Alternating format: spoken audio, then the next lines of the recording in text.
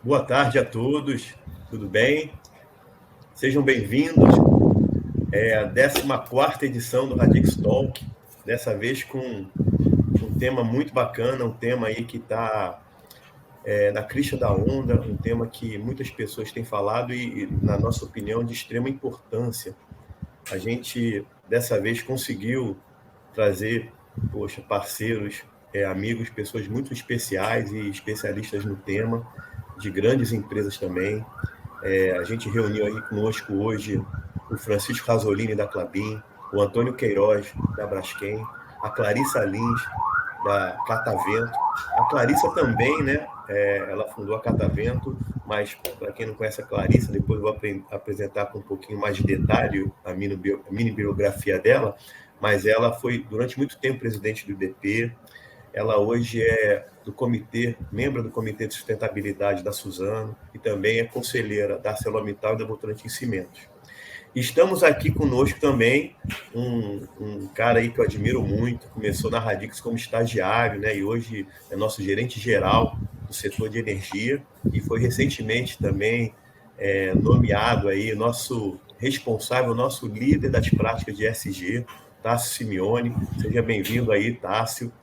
Para a turma aí, né, da engenharia, eu estava brincando um pouco antes, né, que temos aqui 4 engenheiros químicos, então paciência com os engenheiros químicos, né, porque nós temos de vez em quando umas piadas que só os engenheiros químicos entendem, mas graças a Deus a gente tem uma economista aqui para salvar o time, né, que é a Clarissa.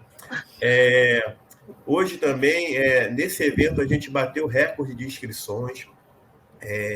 Já estamos aí com mais de 100 pessoas ao vivo conosco, né? Então, imaginando isso aí, um auditório com 100 pessoas, é uma honra também ter todos os convidados aí conosco, né? A gente ia ter uma abertura, um agradecimento especial do presidente da Radix, Chachamovitz, e por motivo de forças maiores, um probleminha de saúde do pai dele, ele não vai poder estar conosco. Inclusive, ele está em Niterói com o pai no hospital, mas ele pediu para eu fazer um agradecimento especial para todos vocês, né? Clarissa, Queiroz, Rasolini e Tássio também. Muito obrigado aí por vocês estarem presentes, tá bom? E com certeza o Xaxá depois ele vai ficar na disputa, né? Se ele vai assistir o jogo do Fluminense ou se ele vai assistir a gravação do nosso debate, né? Mas, pessoal, por que a gente escolheu esse tema? ESG, Environment, Social e governança corporativa, hoje é um tema muito importante, né? Tanto a sociedade quanto bancos de investimento, indústrias e diversos grupos, ONGs, governos, estão muito preocupados com essas questões, né? Não só questões de meio ambiente, como emissões, novas formas de energia limpa, mas também questões sociais, né? Diversidade, equidade, inclusão, como a gente dá mais transparência para a governança corporativa de empresas, para a gente mostrar que as empresas realmente são compliance, que as empresas hoje têm números e contabilidade de uma forma transparente. E, ao mesmo tempo, né, como é que a tecnologia, a engenharia e a inovação faz parte importante dessa agenda. Então, a Radix, por ser uma empresa de tecnologia e engenharia, a gente achou muito interessante e até quase uma responsabilidade nossa falar um pouco desse tema com a visão de quem trabalha com engenharia, tecnologia e inovação. E é óbvio que quando a gente hoje fala de dados, mais dados para se trabalhar, mais conectividade, mais transparência, a gente também traz novos problemas, né? Por exemplo, como segurança da informação, como cybersecurity. Então, a ideia hoje é a gente falar um pouquinho disso com especialistas, né? Eu vou falar muito agora nesse início, mas depois eu prometo que a palavra maior vai ser dos debatedores aí. Deixa eu apresentar, aí eu preciso realmente pegar uma cola, porque a biografia dessa turma realmente é muito bacana e eu acho que a gente tem que apresentá-los com bastante cuidado e detalhe. Deixa eu começar pelo Antônio Queiroz, né?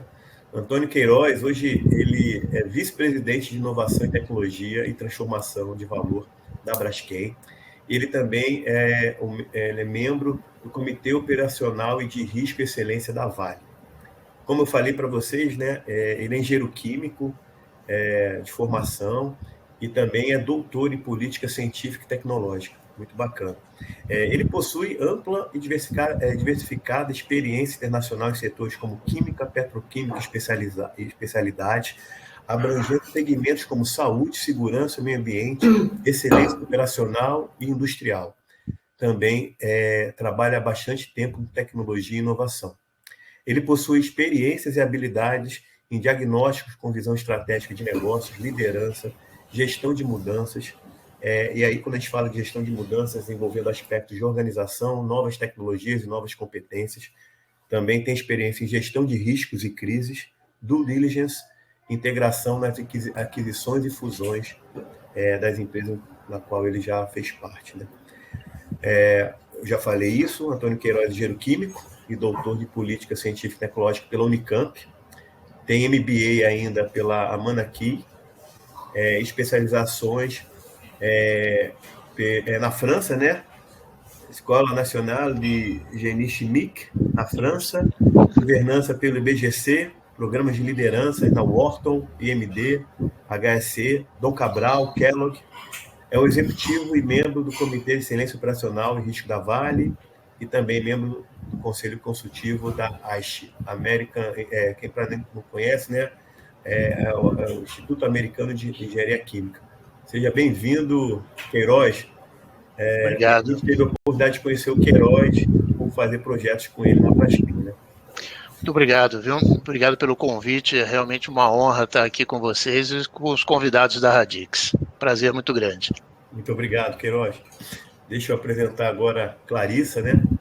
Clarissa é sócia fundadora da Catavento Consultoria, né? A empresa ela fundou em agosto de 2013.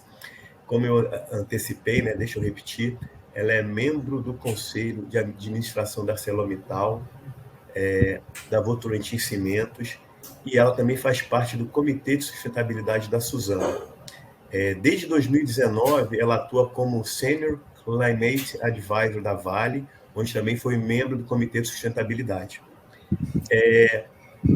A Clarissa também, ela ocupou a posição de presidente do Instituto Brasileiro de Petróleo e Gás, IBP, entre os meses de novembro de 2019 e março de 2021.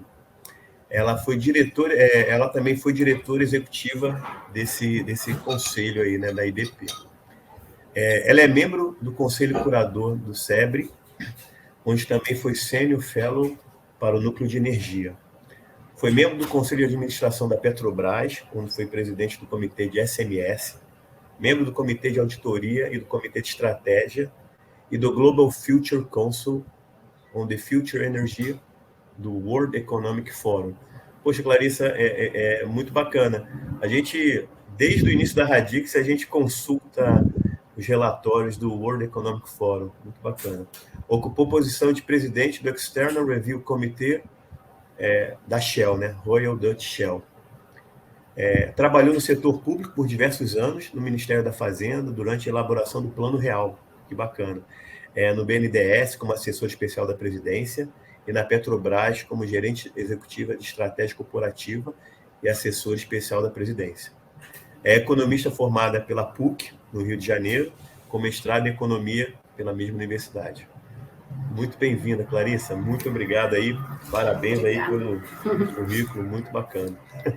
Eu que agradeço. Muito obrigada pelo convite, Flávio. Deixa eu passar agora para o Francisco Rasolini, né? Rasolini também, a gente tem a honra aí de prestar serviço para a Klabin.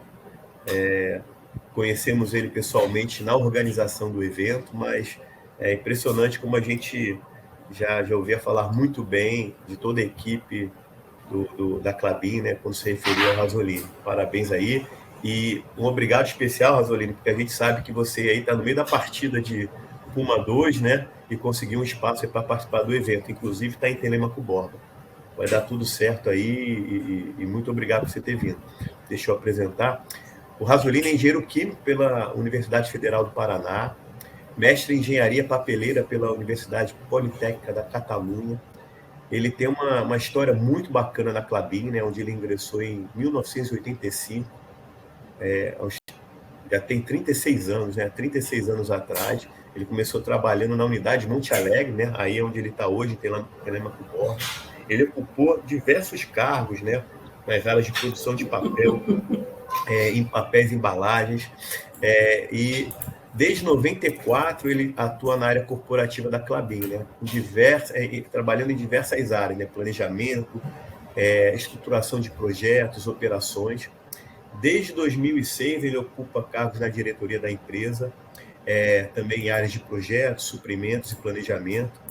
Ele foi o diretor responsável, né, por vários projetos interessantes, né, na Klabin, como a máquina de papel 9, o projeto Puma, agora o projeto Puma 2, inclusive máquinas 27 e 28 de papéis e embalagens. Ocupou também a posição de diretor da unidade de negócios de celulose entre 2016 e 2020, e atualmente responde também como CTO da Klabin, e essa função de CTO inclui as áreas de sustentabilidade, inovação, P&D, tecnologia, automação e projetos industriais. Presidente do Conselho Executivo da Associação Brasileira Técnica de Celulose e Papel, a BTCP, e também é membro do board da Melodeia, empresa israelense de celulose nanocristalina. E quem acompanha o Rasolini no LinkedIn sabe do engajamento dele com questões de sustentabilidade, né? E, inclusive, ele tem dado muita força e está muito próximo da organização da COP, né? COP 26, não é isso, Rasolini? Legal. Seja bem-vindo, Rasolini. Obrigado, Flávio. Uma satisfação participar aqui, junto com o Queiroz, com a Clarissa, com o Tasso, deste evento. Acho que tem bastante a ver com o momento, né? Essa confluência da digitalização com todos os processos ESG, um mundo extremamente interessante que a gente está vivendo no meio de um caos total, de uma pandemia. Né? Exatamente. É uma satisfação estar aqui com vocês.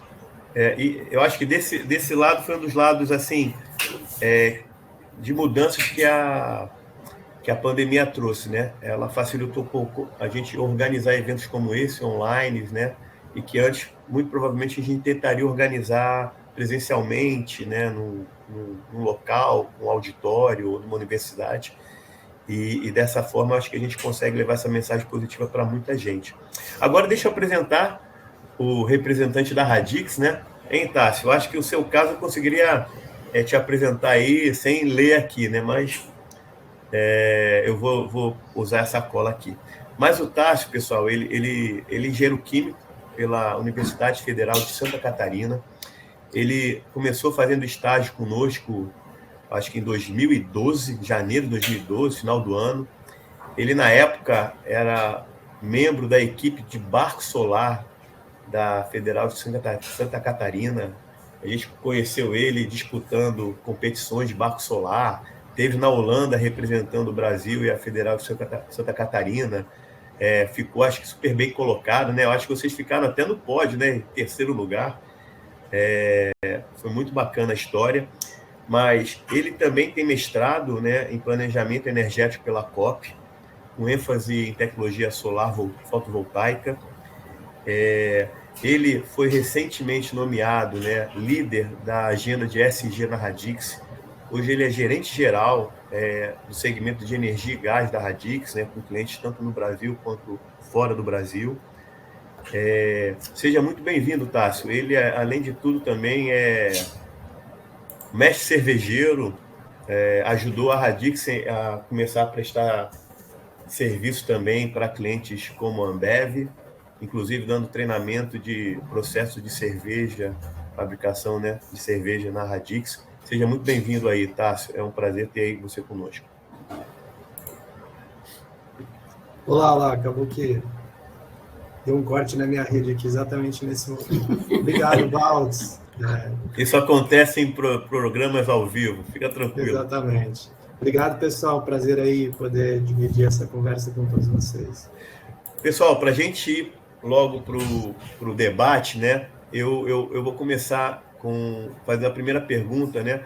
Para explicar para o público, a gente vai tentar dividir. É óbvio que eu costumo brincar que isso aqui é um passeio na Europa com os amigos, né? e não passeio na Europa com o nosso tio militar, né? Que tem que cumprir todos os horários certinhos. Mas a gente tenta dividir em 3 blocos. O primeiro bloco, a debatedora principal vai ser a Clarissa, no segundo, o Queiroz, e no terceiro, o Rasolini.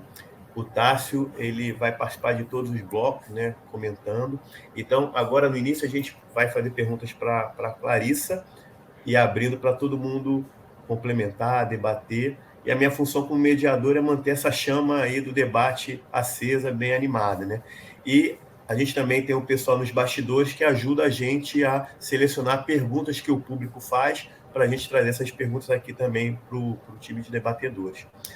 Então, Clarissa,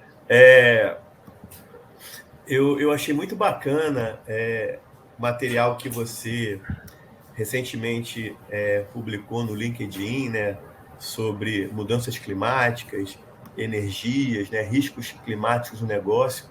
Então, eu trouxe uma pergunta para você poder falar um pouco para a gente sobre esses riscos, né? Eu até extraí alguns detalhes, né, do material que você apresentou para fazer uma pergunta bem interessante para a gente começar o debate com o pé direito. Mudança climática, Clarissa, a gente repara que está muito, muito ligada, né, com a geração de energia, né? Hoje, praticamente 2/3 das emissões de gases de efeito estufa estão relacionadas, né, da forma como a gente consome ou gera energia, né? E isso tem tudo a ver, tem uma relação direta e muito forte com a agenda de ESG, né? Principalmente com o ESG, né? Meio ambiente. Frente a todo esse cenário, né, de mudança da sociedade, conectividade, mais pessoas vivendo nas cidades do que no campo, pressão da sociedade por energias limpas, como é que você vê o papel de novas tecnologias, inovação nesse cenário? Então, Flávio, muito obrigada aqui por me escolher para dar o pontapé inicial nesse debate, que eu tenho certeza que vai ser muito rico. E antes de responder mais especificamente a sua pergunta, eu só queria dizer que eu não fiquei incomodada de estar, e nem intimidada de estar ao lado de 4 engenheiros químicos, porque meu irmão mais velho é engenheiro químico, portanto, e ele sempre me disse que eu tinha que ter estudado mais engenharia, e infelizmente, para ele, infelizmente, para mim, eu optei pela economia. Confesso que hoje eu gostaria de entender um pouco mais sobre as equações, porque eu encontro carbono para onde eu vou. Mas tenho certeza que vocês aí vão poder me ajudar a entender um pouco melhor essas equações. A sua pergunta, acho que ela é muito pertinente para a gente, enfim, entender um pouco de onde a gente veio e para onde a gente vai. Né? A gente veio de um mundo em transformação, em grande parte com melhoria de bem-estar social, medido, por exemplo, por acesso à energia, conferindo conforto às nossas casas, possibilitando que bens e serviços sejam produzidos nos lugares onde tenham maior competitividade, sejam transportados, abastecendo, né, a economia global e fazendo que um contingente crescente da população global tenha acesso a formas modernas de energia. Isso, então, para a gente fazer o reconhecimento a essa indústria vibrante, que é a indústria de energia, que ela nos trouxe, eu diria que como humanidade, até o ponto onde nos encontramos hoje.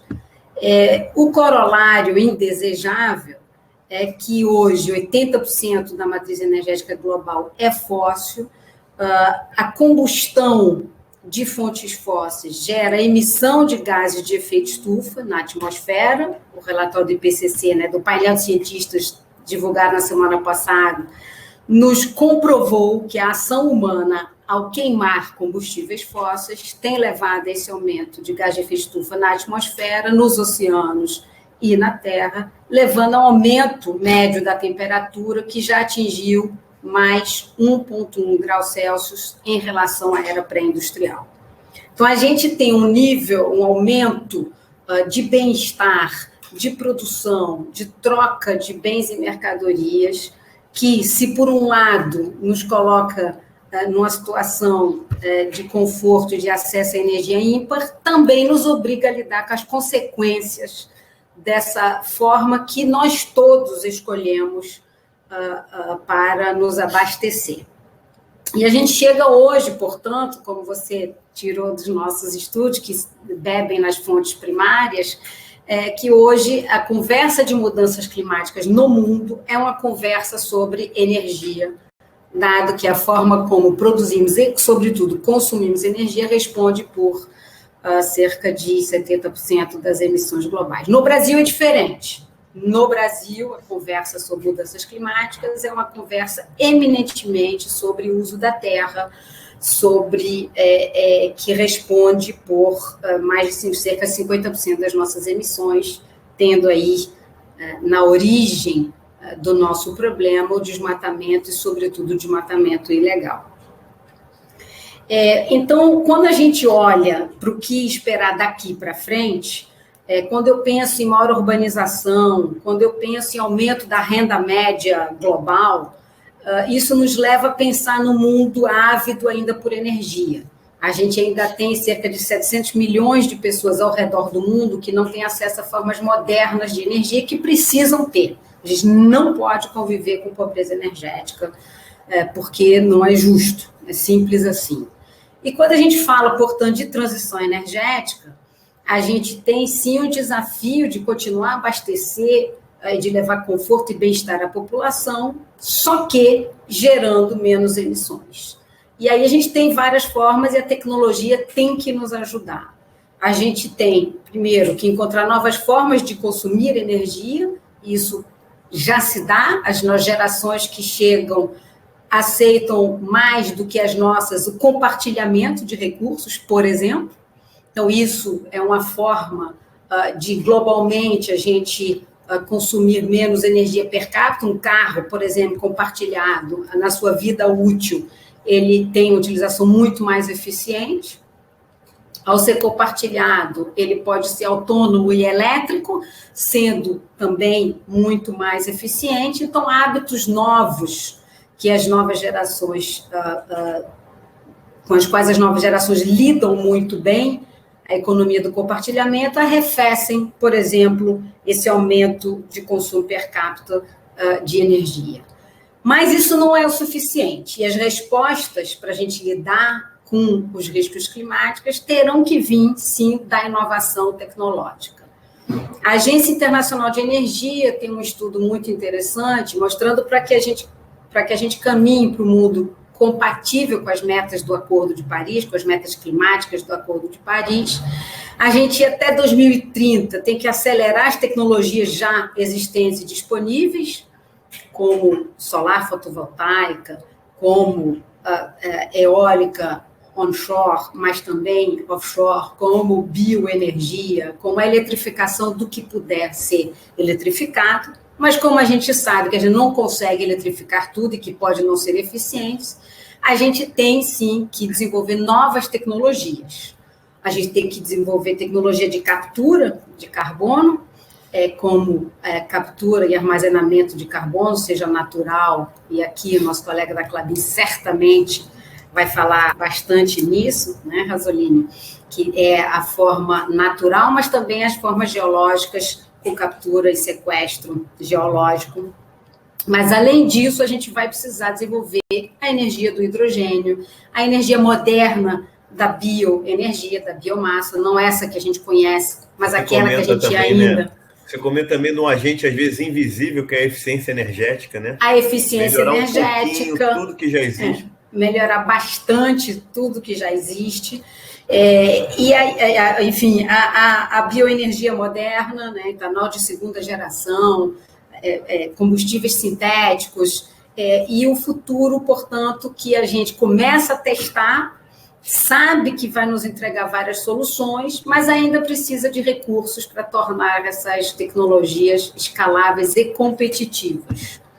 Então, Flávio, eu não tenho dúvida que a inovação em processos as novas rotas tecnológicas e a inovação ensejada em modelos de negócios, que vem atrelada toda essa nova forma, serão fundamentais para nos entregar, nos manter no nível de conforto do qual a gente dificilmente abrirá mão, incluir aqueles que ainda não estão no estágio energético que nós nos encontramos, mas ser compatível com um mundo que esquenta apenas, eu coloco apenas entre aspas, porque a gente já está vendo os danos imensos que são causados por eventos climáticos extremos, até 1,5 graus Celsius, que é enfim, desejado pelo Acordo de Paris.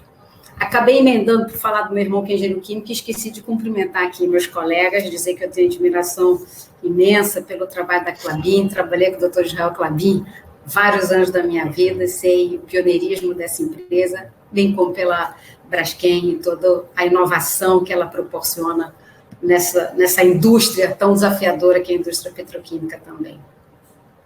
Então, Flávio, para começar a botar a bola rolando, eu queria parar por aqui, dar oportunidade de interação com os meus colegas. Legal, muito bacana, mas o Tássio teve um probleminha técnico de conexão, está tentando voltar, eu acho que em breve ele vai conseguir. Coincidência, minha irmã é economista, ou seja, aqui em casa tem um engenheiro químico com uma irmã economista, muito bacana. Mas isso que você falou, Clarissa, eu vou já passar a palavra senão eu vou me esquecer de fazer esse comentário rapidinho. Tem um experimento no Museu do Amanhã, aqui no Rio de Janeiro, que você passa uma série de informações e ele calcula quantos planetas Terra seriam necessários se todos os seres humanos tivessem a sua maneira de consumo, a sua maneira de viver, etc. Você come carne todo dia, você toma banho quente, quantas vezes por dia você anda de carro, e papapá. E aí, no final, ele faz uma conta. E eu não vi, eu acho que ninguém naquele experimento que dá 0,8 planetas Terras. Todo mundo dá mais de 2, 3 planetas Terras. Tem muito a ver, tem tudo a ver, aliás, com o que você comentou. Eu percebi aqui que o Queiroz animou. Queiroz, por favor, aí, faça seus comentários aí, sua contribuição aí com eu acho que da Clarissa, por favor. Eu acho que a Clarissa trouxe um ponto muito relevante, que é a transição, né? Porque, na verdade, hoje nós estamos vivendo com o benefício de tudo que foi feito até aqui e que foi gerado pelo óleo, né? Antes disso foi o carvão, depois foi o óleo, mas o óleo foi uma maravilha, né? Porque foi produto, foi energia, foi a base de tudo que nós temos hoje, né? E hoje nós temos uma vida muito mais confortável do que foi no passado por causa disso. E também por causa disso é que nós vamos pagar um preço alto se nós continuarmos assim, né? Agora, como é que a gente faz esta transição? Porque nós não vamos abrir mão completamente do que a gente tem, né? E aqueles que não têm ainda, é justo que tenham, né? Que foi o que a Clarissa colocou, quer dizer, não é... Como é que a gente faz essa transição e como é que a gente convive com os processos que foram desenvolvidos há 40, 50 anos atrás, que estão rodando hoje e que é a base da nossa indústria, né? Então nós não podemos simplesmente desligar o que está aí e ligar a algo novo que nem existe ainda, né? Precisa ser inventado. E como a gente faz essa transição? Eu acho que esse é o grande desafio técnico, que não é só de inventar, mas também de manter e otimizar, como você falou, né, para esta transição na velocidade que a gente precisa fazer. Então, eu tenho que otimizar, operar bem, reduzir e inventar, e substituir depois, né, tudo isso ao mesmo tempo, né? Então, eu acho que esse é um grande desafio.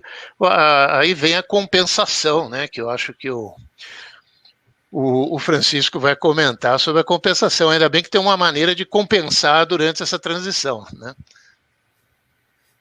O Queiroz está me ajudando aí, já passou a bola redondinha para o Rasolim. Obrigado. Obrigado, acho que muito interessantes as colocações da Clarissa e do Queiroz também.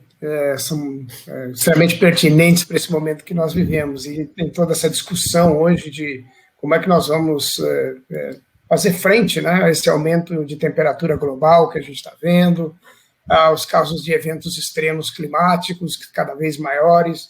O painel do IPCC, aí, o sexto relatório dele soltou agora, né, que o aumento está aí perto de 1,1 graus Celsius, desde que se começou ou se fixou o ano de 1850 como base. A gente vê essa imenso crescimento das emissões de gases de efeito estufa, né? E ele tem basicamente sempre 2 patamares. Um deles é a redução, né, dos gases de efeito estufa, a melhoria de eficiência de todos os processos, e aí a tecnologia tem nos ajudado muito nisso, novos caminhos, recursos para pesquisa, desenvolvimento têm sido bastante utilizados, e eu acho que os padrões industriais melhoraram muito, ainda que a gente tenha esse fator do aumento de participação global, né, nas tecnologias, como um fator de crescimento. Os números específicos estão caindo, mas ainda assim os números totais continuam subindo. E o outro fator, que eu acho que é muito importante, é o da fixação. O setor com quem eu trabalho hoje, onde a Klabin está relacionada, é um setor de base florestal. Nós trabalhamos muito com esse elemento e tentamos todo dia entender como melhorar ainda mais as nossas eficiências, as nossas equações de fixação de carbono. Como mencionou também a Clarice, não é o único ponto de fixação, mas seguramente as florestas são importantes, tanto essas que nós trabalhamos com e chamamos de industriais, né, que têm o propósito de atender os mercados aí nas suas demandas por produtos, e a gente não inventa a demanda vem do mercado, a gente ocupa espaços e oportunidades, né, de crescimento com produtos cada vez mais eficientes, mas também a proteção das florestas naturais, que são muito relevantes para o planeta. Eu acho que também no painel desse relatório do IPCC, ele mostra o papel claro também dos oceanos na captura do carbono, né? Acho que dos carbonos emitidos, alguma coisa como 50%, ou um pouco menos, vai para a atmosfera, cerca de 30% ficam nos oceanos e 20 e tantos as florestas acabam fixando. Então, essa questão é muito relevante, a gente continuar também trabalhando não só no lado da redução, mas no lado da fixação. Legal. Cássio, pessoal, e você deu uma sumida aí, achei que você não ia voltar, que bom que você voltou aí. Não, acho que foi um corte rápido. Estou brincando. Eu acho que o que a Clarissa comentou, o Queiroz e o Rasolini já deram continuidade, né? Eu queria até reforçar um ponto inicial que a gente estava falando de mudança climática, né? Que acho que a indústria e a sociedade, de uma forma geral, gera um impacto, né? De mudança climática, né? Através das ações diversas. Mas também a indústria, né? Ela é refém disso, né? Ela sofre com os impactos, né? Então, é um processo que tanto a indústria gera quanto ela sofre com isso, né? Seja através do clima em si, né? Da mudança de temperatura, das condições climáticas que ela está inserida, né? A temperatura, as matérias-primas. E aí, até falando um pouco de renováveis, né? Que a Clarice também comentou, que as renováveis é um exemplo interessante disso, né? Ela ajuda a reduzir, de certa forma, os impactos, né? Mas também sofre com a própria mudança climática, né? A mudança do regime de sol, de vento, por exemplo, hidrologia e tudo. Então, a mudança climática e a indústria, né? A economia tem esses dois vieses, né? Ela gera impacto e ela sofre com isso também. E no ambiente da energia, né, de fato, tem todo esse impacto no consumo, né, ou seja, o crescimento do consumo, né, aí tem um fator muito importante de eficiência energética que pode muito ser trabalhado, né, para não só melhorar a matriz, né, mas consumir menos, né, também essa é uma forma importante.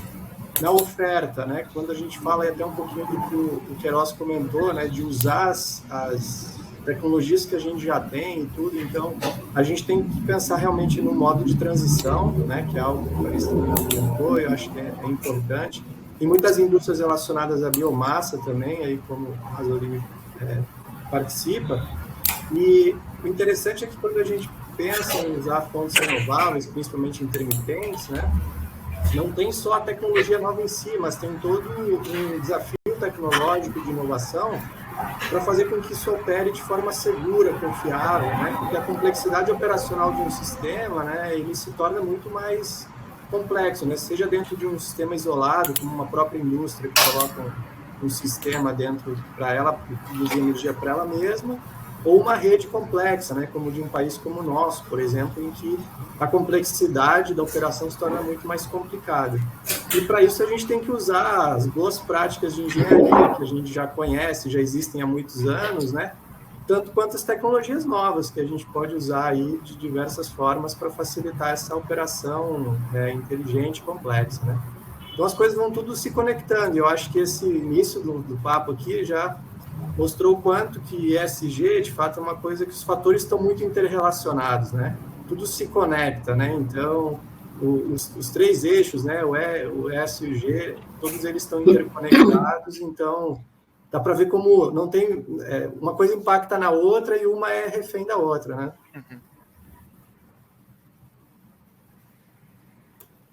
Acho que você está mudo, Paulo.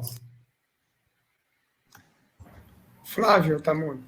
Obrigado. Eu tirei porque as crianças começaram a fazer um barulhinho aqui, aí eu botei no mudo.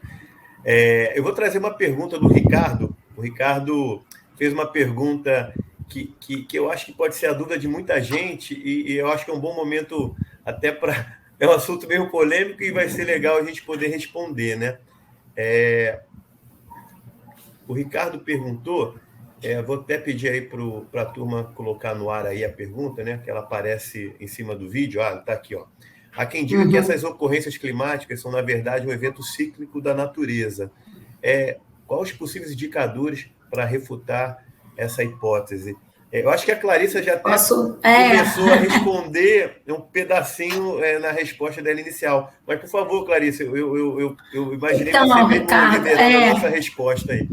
Então, a beleza dessa sua pergunta é que a resposta já está dada nesse último relatório do IPCC. O IPCC é o painel de cientistas que assessora as Nações Unidas, e ele produz, como a gente mencionou aqui, todos nós, rapidamente, uns relatórios periodicamente. O primeiro relatório é o Estado da Ciência do Clima, que foi lançado semana passada. Está disponível no site do IPCC um resumo para policymakers, mas todos nós podemos acessar. Fizemos isso aqui na Catavento, e tem um gráfico em especial que mostra claramente o padrão de emissões de gases de efeito estufa, e o padrão de emissão tem uma correlação com o aumento da temperatura. E aí o gráfico é muito interessante, porque além dele mostrar, portanto, o padrão de emissões, ele bota a curva coladinha do aumento da temperatura,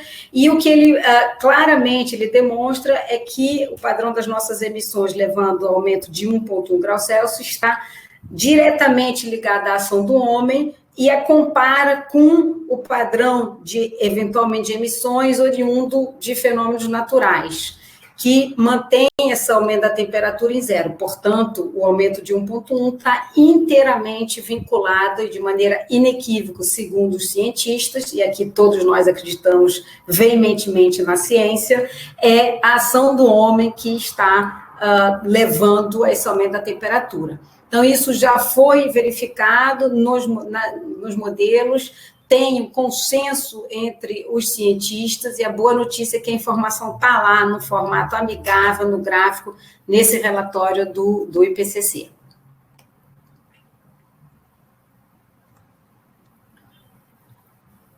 Você está no mudo de novo, Flávio. Eu vou deixar, não vou mais botar no mudo, não, eu vou deixar aqui. Muito obrigado pela resposta, Clarissa, mas eu vou além também, né? Ok, o risco climático ele é muito um dos problemas que a gente precisa resolver com mais urgência, mas se a gente pensar também na poluição do meio ambiente, de rios, se toda a população mudar para o hábito de comer carne todo dia, a produção de carne comparada, né, quantidade de energia para você ter um bife no seu prato, comparado com a quantidade de energia para você ter a mesma quantidade de salada ou de leguminosas. Ou seja, são muitos fatores, né? Não é só o aumento climático, né, pessoal? Quando a gente fala de sustentabilidade, quando a gente fala de meio ambiente, a gente tem que pensar em vários fatores, né? E entre eles que os engenheiros químicos veem muito, que é os rejeitos, né?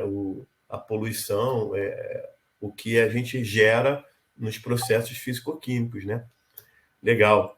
Muito obrigado. Alguém quer comentar mais aí? Eu me empolgo, eu vou falando aí também, né? Eu acho que, só para dar talvez mais uma visão para o... Acho que foi Marcelo, né, que nos perguntou. Ricardo. Ricardo, perdão, desculpe, Ricardo. A visão também, assim, quando você tem impactos, né, em geral esses impactos são de regionais ou de macro-regiões, nunca pelo planeta inteiro. Quando você tem um efeito Laninha ou El Ninho, que nos afeta aqui, basicamente, nossos índices de chuva, ele acaba não impactando lá na Sibéria ou no Ártico, né, pelo menos não no grau de intenção que tem aqui. Então, a gente pensar que são ciclos, provavelmente os ciclos são muito mais, hoje ainda, regionais do que globais. E o que tem de grande impacto global é esse aumento de gases de efeito estufa na atmosfera. Esse, sim, é um ciclo, e, basicamente, ele está sendo impactado pela ação humana.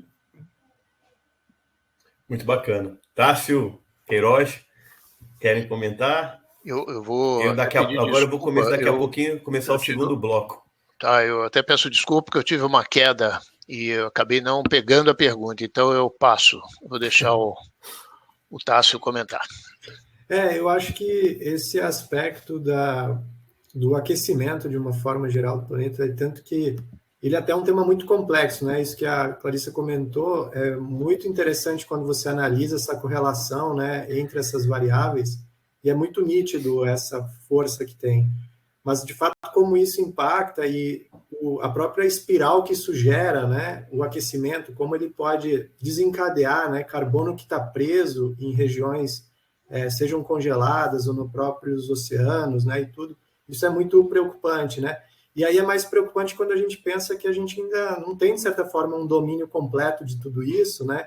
Então é assustador e na minha opinião, acho que a gente tem que ser precavido, né? E tentar realmente mitigar isso, porque a gente não sabe exatamente o impacto que isso pode gerar, né? Então, é um cenário bem, bem preocupante e que ele se correlaciona muito aí ao S e ao G do ESG, né? Então, gera impactos sociais tremendos, né? E também relacionados a todos os negócios, né? Os riscos relacionados a todas as empresas também. Legal. Deixa eu fazer uma pergunta agora para o Queiroz, né? A gente tentando fazer uma transição aí mais suave para o segundo bloco. Queiroz, eu vou juntar duas perguntas em uma aqui, que eu acho que vai ser bem interessante para você nos ajudar aí com essa visão. O movimento ESG, né, como a gente viu aí nesse primeiro bloco, né, ele vai exigir que a engenharia ganhe mais força para buscar melhor performance, confiabilidade, segurança. E quando a gente antes fazia avaliação técnica de projetos, né, definir quais projetos seriam executados dentro do orçamento anual, seja numa empresa, seja no governo, seja num ecossistema, seja no país, a gente olhava muito apenas fatores econômicos, né? Em frente a todo esse movimento ESG, você acredita ou você já tem notado que esses indicadores de ESG já fazem parte realmente dos estudos de viabilidade técnica, econômica, definição de quais projetos devem ser executados ou não? É mais ou menos como, para um país, a gente parar de olhar só o PIB, né, e passar a olhar não só o PIB, mas indicadores, né, de como ele contribui para o meio ambiente, como é que ele contribui com questões sociais, de governança, né? Uhum. Olha, eu tenho certeza que já está impactando muito, mas impactando muito mesmo. Eu vou pegar a questão, talvez explorar um pouquinho sob o ponto de vista mais de risco socioambiental e da contribuição da tecnologia para esta parte do ESG, que excelente. Está relacionado, eu acho que eu posso... Eu queria compartilhar com vocês uma visão sobre como eu vejo essa questão, né? Quando eu penso em mitigação de risco de uma forma assim, bem ampla, e aí eu vou para o clássico do fundamento da mitigação de risco, existem 3 grandes componentes. Tecnologia, que permite que a gente realmente tenha um controle melhor dos processos, das operações e mitiga risco. Tem um segundo bloco que é extremamente importante, que é relacionado à legislação, regulamentação, práticas, né? E são as práticas e regras, né? Ou regras que vêm através de órgãos governamentais ou pelo próprio empresariado, né? Ou pela sociedade, né? Então, o ESG hoje, ele pega cheio nessa parte, né? E o terceiro bloco é o comportamento, a cultura, vamos dizer, o fator humano que está associado a tudo isso, né? Então, e os 3, eles são interligados, não tem como dissociar. Quer dizer, qual que impacta primeiro, né? Muitas vezes é a legislação, e isso evolui no tempo. Quer dizer, a legislação, ela evolui como? Quando a gente tem um problema, de um modo geral, é quando a gente tem um grande problema. Um grande acidente, né? Bhopal, mudou completamente a legislação em relação à segurança de processo. Depois nós tivemos os problemas nucleares de Chernobyl, Fukushima, mudou a indústria nuclear, não tem jeito, teve um impacto seríssimo ali, né? E, por consequência, depois nós tivemos Brumadinho no Brasil. Macondo, da BP, Golfo do México. Sim, também, sem dúvida. Isso tudo foi alterando legislações, práticas industriais, a aceitação da sociedade ou baixando a tolerância da sociedade a este tipo de erro, né? Então, aí vem a tecnologia que tem que responder, não tem alternativa, tem que responder onde a gente tem que inventar coisa nova, né? E muitas vezes é o contrário, você, com a capacidade computacional que tem hoje, é inadmissível você cometer alguns erros de engenharia que antes até você podia cometer, né? Mas hoje em dia não faz mais sentido. Então a tecnologia, ela puxa também a legislação ser mais rigorosa, né? Bom, então nesse contexto de evolução, eu acho que tem 2 grandes coisas que a tecnologia ajuda muito. Eu estava comentando da transição, né? A primeira é, eu tenho um ativo, nós temos, né, ativos no mundo que foram inventados há 40, 50 anos, 30 anos atrás e que hoje são os que criam o valor que nós temos. Eles precisam ser operados. Como é que eu faço uma operação estável? Porque o pior é o transiente, né? Aonde eu consumo mais energia, aonde eu emito mais CO2, aonde eu tenho mais risco de contaminar o meio ambiente, aonde eu tenho mais risco de criar um problema de processo, de uma explosão e um impacto socioambiental, né? E esse aspecto, acho que antes a gente falava muito no impacto ambiental. Hoje em dia, o aspecto socioambiental é muito relevante, né? Muitas unidades industriais hoje estão do lado de cidades, que não tinha cidade antes. Agora a cidade está do lado, né? E quando acontece um acidente, fala, mas por que essa planta ou essa unidade, pode ser qualquer coisa, pode ser uma mineração, pode ser uma unidade nuclear, pode ser uma estocagem de grandes produtos ou transporte de produto, por que está ali? Já estava ali, né? Só que agora não interessa, não é mais aceito, a sociedade não aceita, ela não dá permissão de operar, né? Então, precisa operar com muito cuidado, e aí a tecnologia vem ajudar muito, né? Na estabilização, a digitalização vem fazer toda a metodologia preventiva, preditiva, dizer como nós vamos operar aquilo da melhor maneira segura, reduzir consumos, etc. Esse é um grande bloco, né? A tecnologia ajuda muito e vai exigir cada vez mais essa força da engenharia e da inovação para a gente melhorar o que nós temos. E inventar o novo. Quer dizer, inventar aquele novo processo que agora é mais seguro, que tem menos risco de impactar a sociedade ou o meio ambiente, né, que consome menos água, que consome menos energia, que não emite ou emite menos gás de efeito estufa, né? Que permite a circularidade da economia. Quer dizer, tem que ser desde a concepção. Como é que eu faço a concepção de uma embalagem, seja ela de metal, de papel, de plástico, mas que ela seja possível e na concepção de uma economia circular.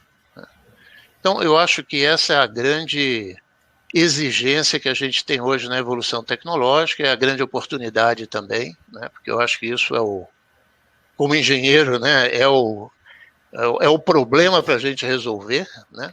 E isso motiva muito essa oportunidade e, ao mesmo tempo, a pressão da sociedade de fazer isso muito rápido. Né? Não, sem dúvida nenhuma, muito, muito bom esse tema que você trouxe para o debate, Queiroz. Inclusive, recentemente, a gente teve a oportunidade de ajudar a Microsoft e a Vale, e aí trazendo, né, na Radix, a gente tem muita gente de software, né?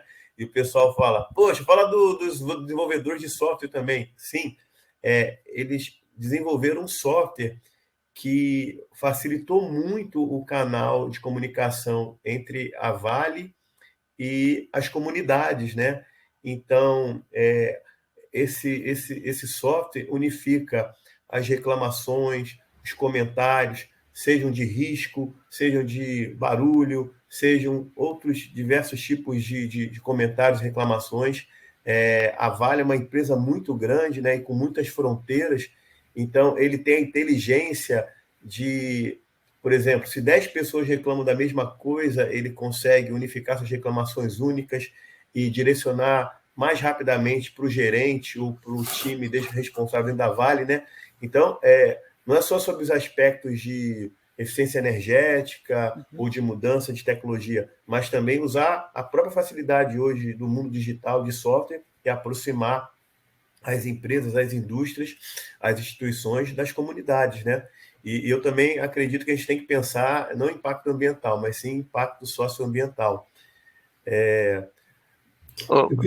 Flávio, só um comentáriozinho. Eu achei ótimo o seu exemplo da Vale. Eu posso citar vários da Braskem que vocês ajudaram também, viu? Não, por favor. Eu comentei da Vale porque eu sei que você também. Não, eu também. Vários dois, vocês ajudam muito. E esse tipo de competência, que eu acho que é uma nova competência das empresas de consultoria com mão na massa no sentido intelectual e implementar a solução, porque não é só de implementar a estratégia ou dizer o que deve ser feito, mas é dizer o que deve ser feito e ajudar a fazer. Eu acho que é uma grande contribuição que vocês trazem. Porque a gestão de... Só para... Eu não quero me estender demais não, mas eu quero falar um pouquinho agora, pegar esse gancho para falar do aspecto do comportamento, da cultura e do fator humano. Porque não adianta tecnologia se as pessoas que estão no campo executando, elas não fizerem a mudança cultural para usar a nova tecnologia, mudar o processo de trabalho, mudar a forma de trabalhar, porque senão a gente não consegue fazer a mudança de fato. A gente consegue belíssimas apresentações PowerPoint de o que foi feito vamos dizer assim, naquela demonstração, naquela prova de conceito, mas na verdade não mudou nada no dia a dia. Então, é essa gestão da mudança nas pessoas que é um enorme desafio para as áreas industriais conseguirem fazer mudanças do comportamento de milhares de pessoas, né? Sim, muito legal isso. Eu até pedi para destacar aqui o comentário do Marcelo Coelho, que ele falou meio que em paralelo, um pouquinho antes, exatamente o que o Queiroz falou. Mas segue aí, Dácio, por favor. Muito interessante isso que o Queiroz comentou. E, assim, a capacidade de inovação, né, para uma empresa, ele é um dos fatores aí medidos por essa questão de sustentabilidade corporativa, né? Se for pensar, a empresa tem que ter uma capacidade de inovação. Então, por que essa capacidade de inovação já não pode ser, de fato, orientada para esse impacto socioambiental, né? Então, isso tem muito a ver, né? Você não só usa a inovação como ela te dá para essa formação da cultura de inovação em si dentro da empresa, para pensar em formas melhores, como você pode trabalhar tanto em melhorias de ativos e processos existentes, que é algo que o Queiroz falou bastante. Acredito muito nesse cenário de transição, a gente não tem como abandonar as coisas que a gente tem, né? E inclusive, tem muitas tecnologias novas que a gente pode trazer aí para realmente gerar muitos impactos, né? A gente falou muito de ambiental antes, mas falando de social, né? Como hoje a gente pode usar aí visão computacional para detectar desvios de segurança numa planta, né? Numa indústria. A gente falou aí de barragens de mineração, mas o segmento de hidrelétricas, né? Do qual eu fico mais atento, também está muito preocupado com esse tema, né? Então, levar toda a inteligência para poder prever um possível problema com a estrutura em si, mas também com desvios que podem ser gerados na hidrologia, que demandem um volume maior, seja montante a jusante de uma barragem, e a comunicação toda com a comunidade que está ali, né? Então, é interessante a gente pensar que a inovação ela é um fator de ESG, né, de mensuração dentro da governança, mas ele também é uma ferramenta para ajudar a gerar impactos em todos esses eixos, né, principalmente no socioambiental. Então, voltamos a achar um ciclo aí que se conecta, né? Deixa eu passar a bola aí agora, os comentários. Por favor, Clarissa, Rasolini, né? Vocês querem... E o Queiroz deixou a sala e voltou. Não, voltou. Eu queria aproveitar, enfim, esse gancho da gente também colocar o social na mesa, porque eu acho que tem um aspecto do social que surgiu, enfim, muito forte na pandemia e para o qual eu acho que todas as nossas novas formas de fazer, de pensar, de agir, graças à tecnologia, também pode nos ajudar, que tem a ver com saúde mental. Né? Quer dizer, todas as organizações hoje mapeiam saúde mental, assim como a gente sempre mapeou saúde ocupacional, né? O conceito de saúde integral faz parte hoje do acompanhamento necessário dos conselhos de administração. Acho muito saudável, a gente humaniza um pouco mais as nossas relações, a gente aceita melhor as fraquezas, as dificuldades, mas a gente também coloca a tecnologia à disposição de todos nós, não apenas colaboradores, mas também terceirizados e quem opera com impacto em comunidades, também para essas comunidades, né, do entorno. Então, a gente está falando aqui de hidrelétrica, tem caso de hidrelétrica colocando telemedicina, por exemplo, à disposição de público impactado. Então, acho que todas essas inovações são muito bem-vindas, e toda vez que a gente humaniza mais as nossas relações e coloca a tecnologia a favor do aprimoramento, né, das relações humanas, a gente ganha como sociedade. Então, só para a gente não ficar aqui só em mudança do clima, né, e puxando a brasa, eu acho que é bom lembrar da importância da humanização, da gente olhar em economia, ter todo um novo ramo de pesquisa, que é o da economia comportamental, que certamente já teria que fazer parte dos currículos há muito tempo, mas pelo menos agora entrou, e que também nos ajuda a entender melhor as relações entre os diferentes atores aí da sociedade. Então, era só isso que eu queria complementar. Poxa, excelente. Aproveito também para comentar que são temas hoje extremamente relevantes e vieram rapidamente à luz, né? Essas questões do ESG ganharam um corpo, especialmente nesse período aí da pandemia. Acho que a pandemia nos ensinou muitas lições, algumas delas interessantes, como o foco na tecnologia e na ciência, uma premência para a gente resolver principalmente a questão do vírus, mas também as ciências sociais, né? As diferenças de comportamento das populações, a reação em relação às questões de lockdown, os impactos econômicos que entraram de forma muito diferente em vários lugares do mundo, toda essa necessidade da inclusão, da discussão, aí, da participação de todos, né, de que estamos realmente todos no mesmo planeta, no mesmo barco, né, e a necessidade que tudo isso gerou, que foi um debate muito intenso, e aí a digitalização e todo o processo que veio das mídias sociais, que nós estamos todos aprendendo a conviver e a lidar com ele agora, trouxe questões muito relevantes. Então, até mesmo no G, né, da governança, que é muito a questão da transparência, né? A governança hoje pede transparência de suas ações, de suas realizações do que você está pretendendo fazer, do qual é o grau de impacto daquilo que você faz nas suas atividades, das questões dos governos, né, cada vez mais pautados aí pela questão de demonstrar o que é que estão fazendo, né? Então, acho que casou muito essa questão que foi acelerada com a pandemia, né, de a gente ter fóruns como esse hoje, que permitem discussões, volta a falar na questão da ciência e da tecnologia, a questão da transparência e, no geral, que esse debate acontecesse, e estamos ainda todos aprendendo, né, mas aprendendo muito mais rapidamente que estávamos há poucos anos atrás. Sem dúvida nenhuma. Muito bom você ter trazido também a questão de governança de dados, né? Governança corporativa. Eu acho que a gente pode até deixar esse tema, né? São 3 blocos, a gente volta para ele um pouquinho mais na reta final do debate. Mas eu queria explorar, né? O Queiroz falou uma coisa muito interessante, né? De falar um pouquinho da Braskem, e a gente não é de longa data que a gente acompanha também todo o esforço da Braskem, né? Em buscar novas tecnologias, inclusive para petroquímica, química verde, produção de plásticos, polímeros e toda aquela matéria-prima que vão gerar polímeros verdes, né? Queiroz, para você fechar o seu bloco, como é que você tem visto aí os avanços dessas tecnologias aí nos últimos anos? Fica à vontade para falar da Braskem também, da sua experiência. Tá bom.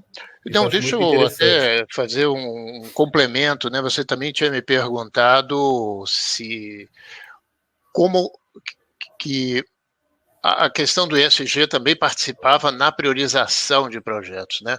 Até pouco tempo atrás, aí eu já pego o gancho com esse assunto de matérias-primas renováveis também, mas quando você opera centrais petroquímicas, e que, como eu falei, são processos de 40, 50 anos atrás já, que foram muito otimizados, é muito difícil você conseguir justificar no valor do ativo que a gente tem melhorias incrementais, né? Porque representa investimentos muito grandes para capturas pequenas.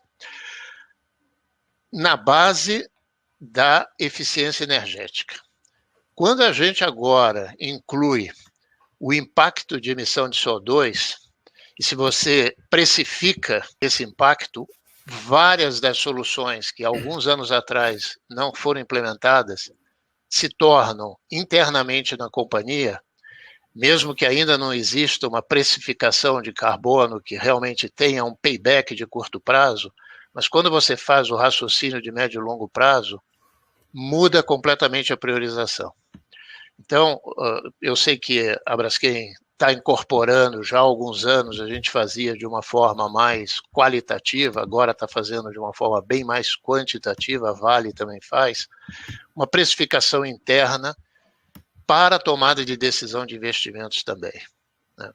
Então, isso eu acho que é muito importante, assim como também no portfólio de inovação, quer dizer, projetos que não têm um impacto positivo em redução de água, redução de consumo de água, de energia, de emissão, etc., eles deveriam não ser realizados em princípio, né? Então, eles vão para o final da fila de priorização, né? E várias empresas estão adotando esse tipo de critério, né? De colocar metas, de dizer qual é o percentual do meu portfólio que eu ainda admito que não tenha uma contribuição positiva. Isso é muito interessante, né? E a mesma coisa com relação à matéria-prima renovável, que a Braskem desenvolve há 15 anos, mais ou menos, sendo que há 10 anos atrás, 11 anos atrás, construiu a maior planta de biopolímeros do mundo, né? E a partir daí teve essa liderança. Todos tínhamos uma ambição de que esse negócio iria evoluir muito mais rápido. E não evoluiu, né? Foi realmente uma frustração geral. Eu acho que quem acreditou que aquele era o momento, porque já tinham tido outras ondas, né?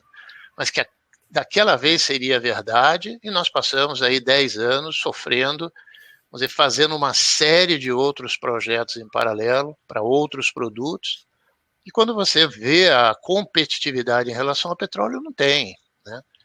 Agora, o mundo está mudando completamente. Esses projetos e essa estratégia está tomando um outro posicionamento, porque a análise das pessoas não é mais em relação dos nossos clientes, não é mais em relação à redução do custo, né? Ela é em relação à sustentabilidade que esses processos trazem, né? Então, agora, a gente acredita que dessa vez vai ser para valer mesmo, né? E nós vamos conseguir, muitas vezes você precisa realmente insistir, ter persistência, né, ter uma estratégia sustentável, porque você não consegue o benefício imediato, mas eu acho que agora nós vamos tomar o benefício de todo aquele investimento que foi feito no passado, né? Legal isso, Queiroz, e até interessante, pensando um pouco em engenharia digital, né? Tem aquele conceito de BIM, né? De utilizar ferramentas de engenharia para modelagem que começa no 3D, né? Que são as dimensões físicas, utiliza o tempo, que aí a gente já pensa em construtibilidade, né? Que é o 4D. Hoje a gente já tem disponibilidade de tecnologia de fato para a gente ter o 5D, né, que a gente envolve o fator custo também, e o 6D, né, que é o ciclo de vida do empreendimento, né, como você estava falando. Então, e aí a gente está falando de sustentabilidade, né, o ciclo de vida tem que levar esse fator em consideração, né, isso está tudo relacionado não só, como você falou, na priorização, na escolha de um projeto, de um empreendimento, como até mesmo na construção e no planejamento desse próprio ativo e projeto, né, de forma que ele seja sustentável em todos os aspectos, né? Muito legal. Pode. Se eu puder, só, Flávio. Pode ser. Porque eu lembrei de uma fronteira bem interessante entre o Rasolini e o Queiroz, mas depois eu comento. A questão do BPX, mas vamos lá.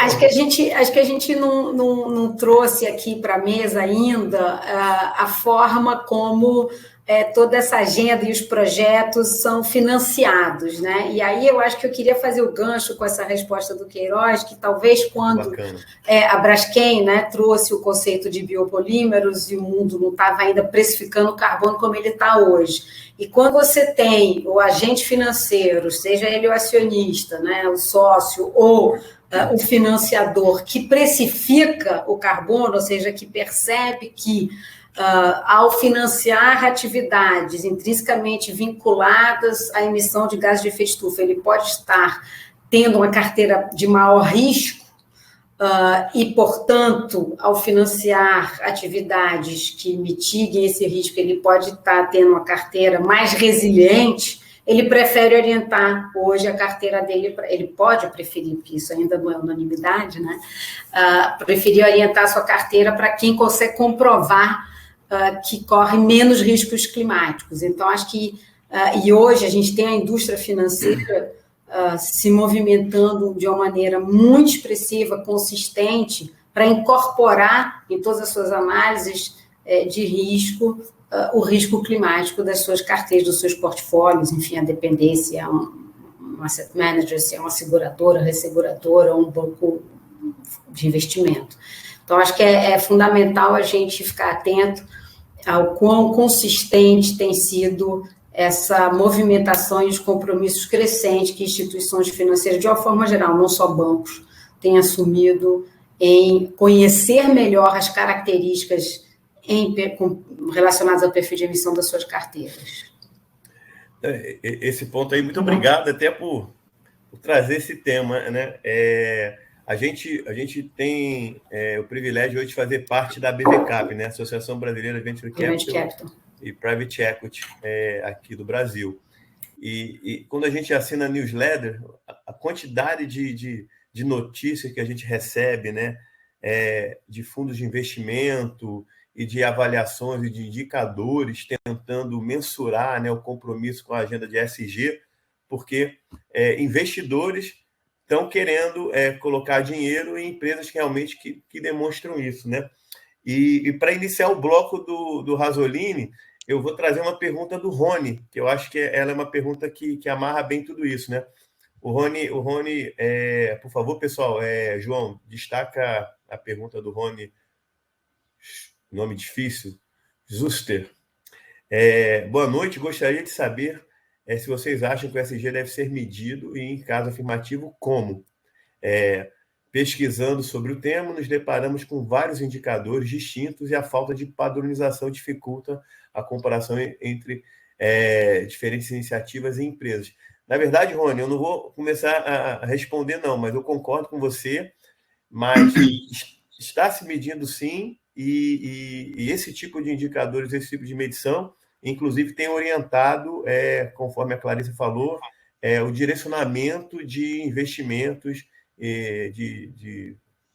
seja de venture capital, grandes grupos financeiros, até quem está colocando dinheiro na bolsa, né? Então, eu queria pedir para o Rasolini também trazer um pouco a experiência dele sobre o tema, né, sobre essa questão de medição, e também um pouco sobre governança corporativa, né, Rasolini? Você está aí há 36 anos na Klabin, né? E você deve ter acompanhado aí toda a evolução, né, não só do mercado, mas, inclusive, dentro da própria Klabin, aí, que realmente uma referência aí de ecoeficiência e de ESG. Obrigado, Rony, pela pergunta. O Flávio já fez um início de resposta e já endereçou bastante bem o tema. Acho que é essencial que seja medido, que a gente tenha a ideia do grau de evolução. Sobre padrões, realmente, ainda hoje a gente tem muitos índices, muitas tentativas de se medir coisas que talvez não sejam iguais, né? O impacto de uma empresa talvez não seja o mesmo de outro segmento, são muito distintas, então vai ser muito difícil que você tenha um padrão único, mas essas coisas vão acontecendo. Isso também se tornou hoje uma oportunidade de negócio para muitas empresas, muitas consultorias, e todos estão tentando aperfeiçoar esses sistemas de medição, quer seja pelos impactos ambientais, e esses hoje já são muito mais conhecidos e mensuráveis, né? Quer seja pelos sociais, que a gente ainda tem diversidade, né, de atuações e de formas de se mensurar esses impactos, as questões todas de inclusão, de participação, o grau de transparência, as mensurações de risco, né, que o Queiroz tanto tem mencionado e tem trabalhado, que são extremamente importantes, né? Hoje tem mecanismos internacionais aí trabalhando muito nisso, questões como o TCFD, né, que tem vindo muito fortes aí para as organizações, as metas a que você se propõe para o futuro, sem que isso seja o que se costuma mencionar como greenwashing, né? Somente uma questão cosmética. Eu acho que isso não tem parado de pé. As empresas que porventura trilharam esse caminho, acho que devem estar com algum grau de arrependimento, porque está ficando patente que precisam ser feitas ações e impactos e compromissos baseados aí em fatos, né, que serão mencionáveis e que serão direcionados.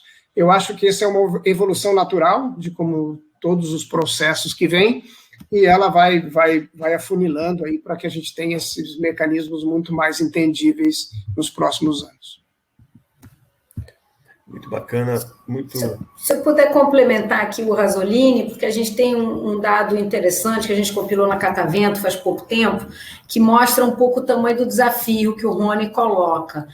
Se você for pesquisar, Rony, há quanto tempo o mundo corporativo reporta informações econômico-financeiras, você vai se deparar com quase duas décadas de histórico de reporte. A gente reporta informações econômico-financeiras há 170 anos.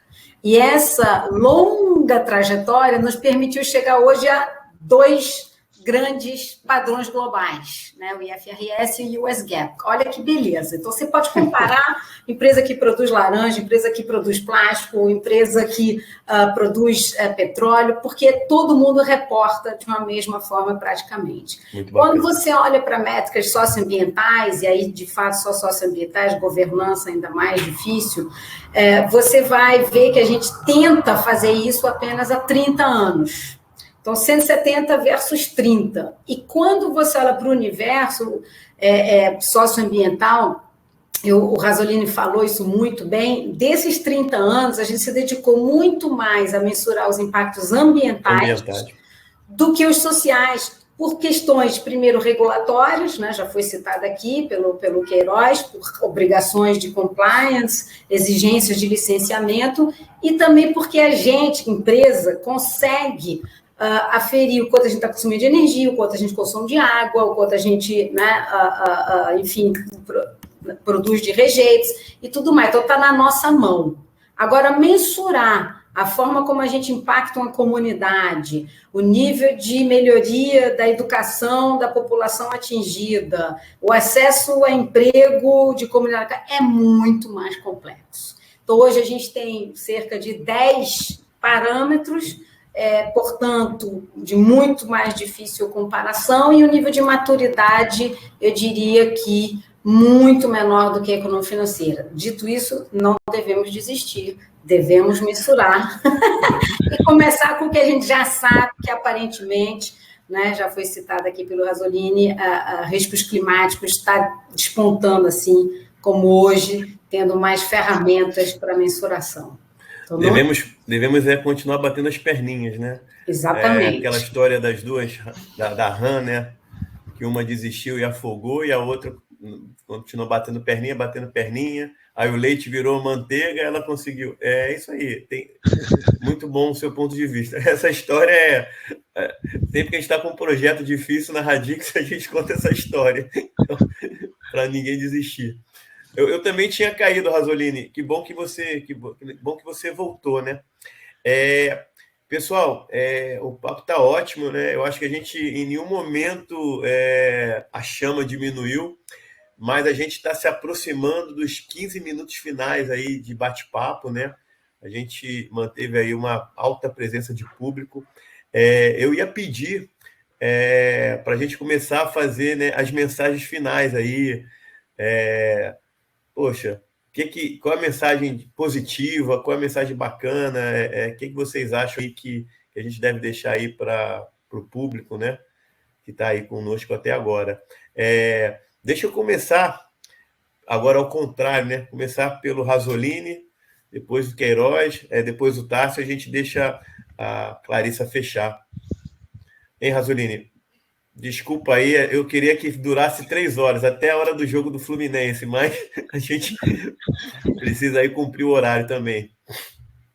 Eu acho que a gente tratou de diversos temas, diversas oportunidades. Acho que estamos aqui num grupo diverso de empresas e de formações até, mas absolutamente vivendo os tópicos muito relevantes hoje, nessa questão toda do ESG e do mundo da nossa digitalização, né?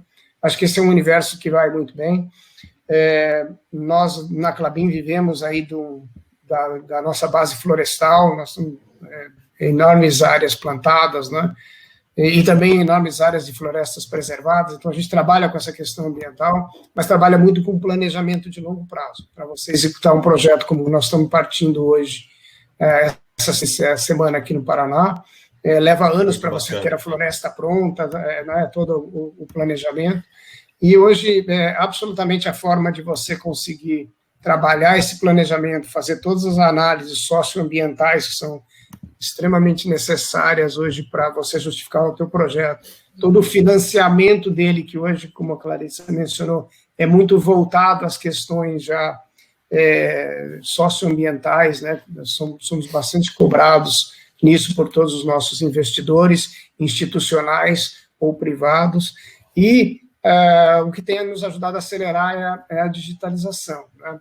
O entendimento do funcionamento, dos processos, das possibilidades de você conseguir ter muito mais trabalhos com acessos remotos, análise de dados, toda a questão da robotização, que também tem influenciado bastante, a questão de sensoriamento, né, que eu acho que é o primeiro passo de entendimento de todo o processo, é como é que você consegue medir e depois transformar essa mensuração em dados controláveis, né, que vão nos ajudar a formar aí os nossos sistemas de controles avançados, que permitem enormes ganhos de eficiência. e permitem depois você seguir também com as análises do ciclo de vida do seu produto, entrar na questão da circularização, que é extremamente importante hoje, que tudo aquilo que você gere no teu processo também possa ser uma matéria-prima para outros ou para a sua própria empresa, né? A gente tem trabalhado sempre esses conceitos e a inovação, né, a digitalização e todos os processos de inovação que são muito fortes hoje. Talvez no ESG faltasse ali um izinho de inovação, porque esse é um processo que está muito importante, mas são hoje dois grandes guarda-chuvas, né, sustentabilidade e inovação, que estão fazendo a movimentação tecnológica do mundo para um mundo melhor, mais eficiente. A gente tem toda a obrigação de fazer deste um mundo melhor, né? Obrigado. Muito obrigado. É o único que a gente tem, né, Rasolini? É uma grande verdade isso aí. Deixa eu passar para o Tássio. Tássio, vou passar para você agora. Legal, você obrigado. Como nosso líder da prática ESG aí, cara. Legal, obrigado, Walter. Eu queria destacar 3 pontos aí, alguns que a gente já passou aqui na conversa, alguns que a gente não conseguiu falar pelo tempo, mas, de fato, acho que uma coisa que é bem clara, onde a gente vem entendendo, né, tanto no que está inserido no ESG, quanto o que a gente pode fazer, é que está tudo muito ligado, né? Os fatores estão muito interconectados, né? Então, você tanto gera impacto positivo quanto negativo de forma geralmente combinada, né? A gente tem visto que os nossos projetos, as nossas ações, eles geralmente trazem resultados, sejam positivos ou negativos, em pacotes, né? Então, sempre as coisas vêm juntas, né? E aí, como o Theo Rasolini comentou, eu entendo que inovação, de fato, é um I que falta ali, de certa forma ele está integrado, e ele é um exemplo disso, né? Eu posso usar a inovação aí para gerar impacto no E, no S e no G simultaneamente, né? Através de um tipo de solução, e é importante a gente medir isso, né? Nas soluções que são feitas. O segundo ponto é que, de fato, a gente, quando pensa em tecnologia, a gente não tem que pensar só nas tecnologias novas, né? A gente tem muita tecnologia existente, madura e consolidada que a gente pode usar para obter resultados, né? Então, boas práticas de engenharia, ferramentas de controle, automação, né? Tecnologia de operação, tecnologia de TI, que a gente pode usar, que são coisas consolidadas, além de tudo que é novo, né? Então, a gente não tem que pensar em inovação só com o que é novo, a gente pode fazer inovação também com o que a gente já conhece, né? E um terceiro ponto que está muito ligado aí do porquê da importância dessa agenda, né? A gente falou um pouco aí sobre, até a Clarissa trouxe isso, né, do investimento, né, como que as pessoas se orientam a investir em empresas que têm essa visão de ESG, mas as pessoas, pelo menos, entendemos que tem uma tendência as pessoas utilizarem esses critérios para escolher o que vão comprar também, né, os produtos que elas vão adquirir, e onde elas vão trabalhar também, né? As pessoas têm a possibilidade e o interesse de escolher, não, eu quero trabalhar numa indústria que tenha um impacto positivo nesses fatores e tudo. Então, eu vejo esses 3 aspectos aí que eu gostaria de destacar, agradecer aí a participação com esse fórum super rico, esses grandes nomes aí. Obrigado, Walter. Eu que agradeço, cara. E quando você fala de que vai ter muito trabalho pela frente, né? É muito bacana isso, né? A gente tem mesmo que incentivar os jovens a cada vez mais se engajar e no futuro trabalhar em prol da agenda ESG, né? Queiroz, por favor, palavras finais aí de encerramento, mensagem para o público. Eu vou pegar o gancho aí, falando de jovem, né? Então, nesses quase 40 anos, estou fazendo 40 anos no setor químico, de especialidade, e como eu trabalhei na Rodia, Rony Poulenc antes, então, farmacêutico, agro, veterinário, tinha tudo dentro do grupo, né? E inovação, tecnologia, sempre foi importante em cada um dos seus momentos ali. Parecia que a gente estava sempre num mundo novo, e estava mesmo, porque as coisas evoluem, são dinâmicas, né? Às vezes a gente tem a impressão de que agora é que o mundo está rápido. O mundo sempre foi rápido, da forma relativa, claro, né?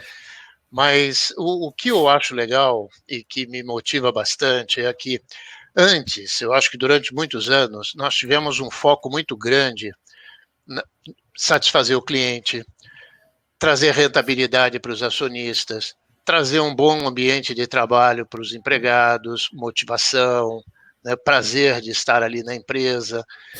Só que foi evoluindo, e nos últimos anos, os stakeholders são muito mais amplos, né?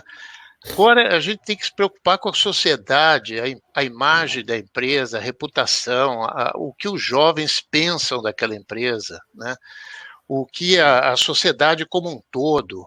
Então, essa aumentou muito e a gente precisa tomar muito mais cuidado e atender às ambições e necessidades de um mundo muito maior, o que é muito bom sobre o aspecto social, né? E trabalhando muito mais numa questão de propósito. Quer dizer, hoje eu vejo, eu espero que meus próximos 10 anos aí pela frente, de você, de fato, focar mais num propósito de criar um mundo melhor, né? E de trazer soluções, não para o problema de hoje, que você está entregando o resultado no final do ano, mas para a meta de 2050, que aí eu tenho certeza que eu não vou estar atuando, mas a de 2030 eu vou estar. Então, mas eu vou colocar no trilho, vou ajudar, vou formar os jovens que vão realizar 2050. Então, isso é muito motivador, sabe? Eu acho que é um novo momento de inspiração e de muito mais propósito e responsabilidade social. Muito bacana, muito obrigado, Queiroz. Eu sou também dessa linha aí. Eu acho que as coisas tendem a melhorar e é uma geração somando esforços para a próxima fazer melhor. Mas deixa a Clarissa finalizar aí com chave de ouro, né? Não, responsabilidade aqui, a rubro-negra, né? Você falou tanto do Fluminense que eu não posso deixar. A minha irmã também é rubro-negra, aqui, olha só, que outra coisa.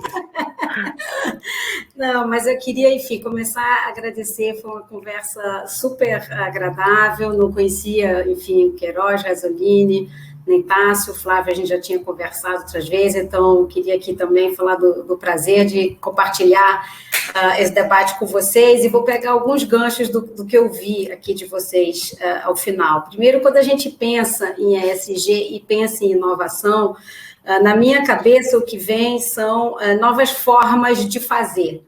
E eu acho que a beleza dessas duas agendas se encontrando é justamente a gente dar espaço para fazer de uma maneira diferente. Aqui eu queria falar um pouco dos atributos que, pelo menos aqui na Catavento, e para mim pessoalmente, são tão importantes nessa nova forma de fazer, ainda mais no contexto tão turbulento que a gente tem vivido no mundo, mas em especial no Brasil. E aqui algumas características que para mim são fundamentais. É uma nova forma mais inclusiva, onde a gente olha para o ser humano e entende que algumas desigualdades não são mais aceitáveis. É uma forma também que quer ser menos impactante do ponto de vista de clima sobre o meio ambiente. A gente não tem mais o espaço, o orçamento de carbono, como nos dizem os cientistas, para continuar fazendo exatamente como a gente fez até aqui. Mas também uma forma mais transparente, onde a gente presta contas das nossas atividades, da nossa atuação para todos os nossos stakeholders.